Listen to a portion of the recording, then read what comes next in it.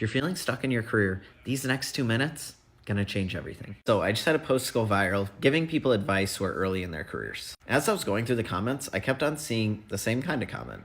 I feel like I'm behind in life. It's too late for me. I'm 25, my degree is useless, and I'm stuck in a dead-end career. That's sad.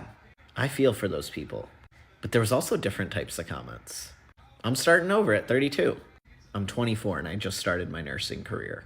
The difference between these people is how they frame their situation.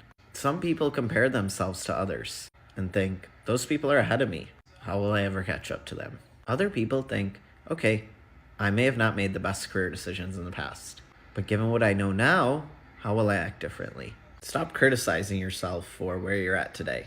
Instead, think about where you want to be tomorrow, 6 months from now, a year from now. Is there anything in your control you can do to change that? Are you too scared that you're going to mess up again? Spoiler alert, you are going to mess up in your career. You're going to choose the wrong paths. You're going to choose the wrong jobs. You're going to choose the wrong companies. That is okay. You have lots of shots on goal.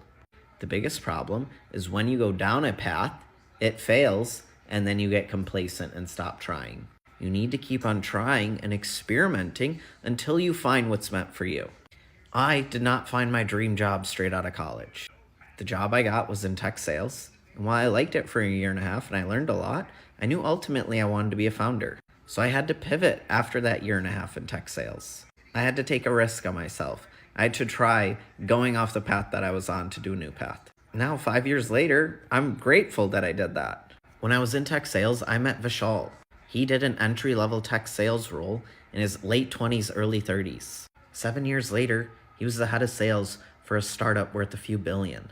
Jordan was a veteran who was in his mid-30s. He took an entry-level tech sales role at a high-growth startup. 3 years later, he's the VP of sales at a next-gen defense tech company. These people did not let their situation and circumstance stop them from trying to be better in life.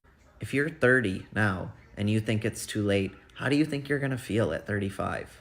Or you can continue to experiment and try things, and 5 years later, end up as a leader in your industry.